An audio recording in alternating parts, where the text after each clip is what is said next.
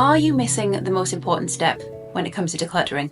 Probably. Why? Because so many people, when they talk about decluttering, they focus on the practical aspects, where to start, what to do, how to get rid of things. It all starts with practical steps when this is not the ideal starting point. It's not the ideal launch pad into decluttering as a concept. And if you're new here, in 2015, 2016, I decluttered 90% of my things. I had way too much stuff. I held so much of my identity and my value and my worth in the things that I owned. And I aimed to collect things as if it would make me like myself, essentially, I think was my goal. I didn't have a good relationship with myself, and I dealt with it through buying things, thinking that they would solve my problems, when my problems were very deep set in me, and I needed to declutter, to chip away at all of the things that weren't answers, for me to actually work out what would benefit me to put my energy into. And it also means I know a thing or two about decluttering. The most important step is observation. This is where you must always begin. Before you touch any of your things, before you think about whether or not it sparks joy, before you think about whether or not you can part with it or when you last used it, you need to spend a week, a couple of weeks, just observing how you move through your home, which objects you interact with,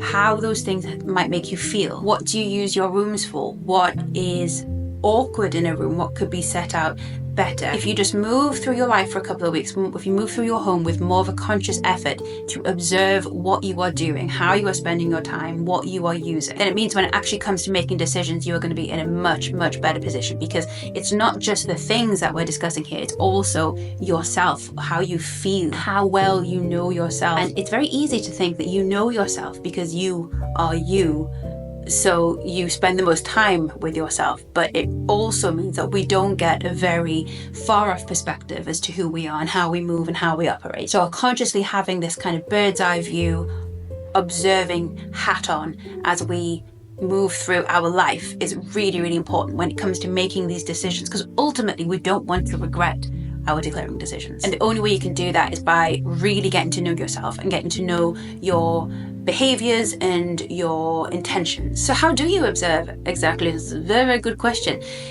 It is a tricky thing to do because we live at a time when there are distractions aplenty. Everywhere you turn, there is something. We have a distraction in our pocket. We have TVs. We have games. We have all manner of things that mean that when we move through our life, we do so on autopilot. So to truly observe yourself before you begin decluttering, and I know it's very boring, it's very dull, but you have to try and spend time observing yourself by ensuring that you are not distracted. That means not having a podcast in your ear. It means not having the TV on. It means not having Netflix blasting something that you've seen a million times. Music, I think, is okay because it doesn't hold your attention in the same way. What I imagine for this kind of thing is I imagine it's a tube. For some reason, there's a tube, which is our energetic connection to the world. And then as long as things are being forced into the tube, you can't see out of it properly. So what you need to do is make sure that you're not cramming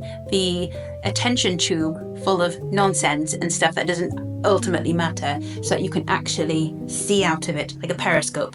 You can actually see your behaviors and yourself and your feelings and everything and your fears and there's so much tied in to how you observe and how you, I keep saying how you move through your life. There are so many things that we need to consciously observe, and if you are cramming your tube of distractions, then you're not going to be able to. You got to think of the tube. You got to think of the tube, guys. So once you've properly observed yourself for a week or two, the next step is to analyze what those mean.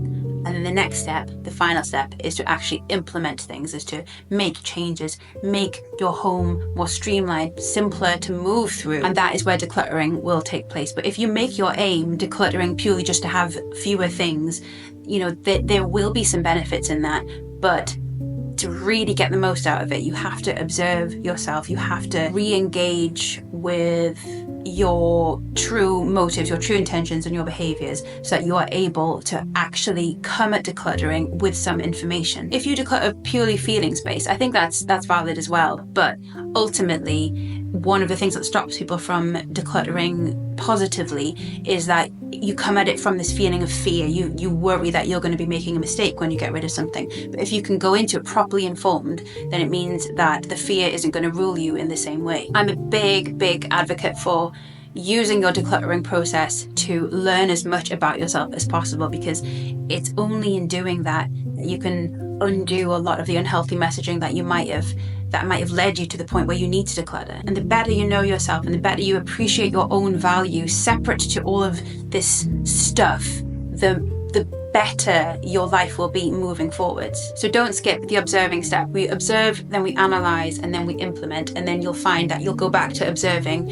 your life in your home in this new manner. And soon you'll get to a point where you're basically doing all three things at the same time. You are observing, you are analyzing, and you are implementing, all on the go, all on the fly. And that's how you know you've built up this decluttering muscle.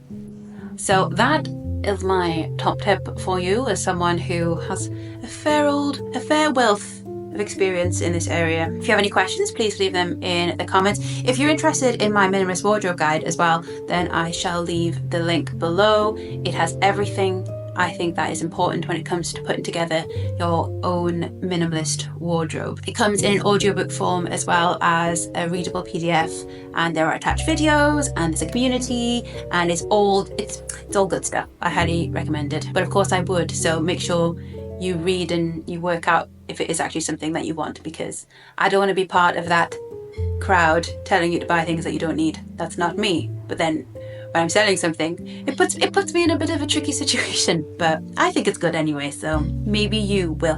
And there's a money back guarantee actually, so if you get into it and you don't like it, just let me know. I'll give you your money back. It's absolutely fine. So happy decluttering. Leave me any comments and I will get back to you as soon as I can. I can't guarantee it because of my new life situation, but I will do my best. I will see you in the next video. Lots of love. Goodbye. I love talking about minimalism, so it's so nice. I'm so enjoying being back. I'll see you there.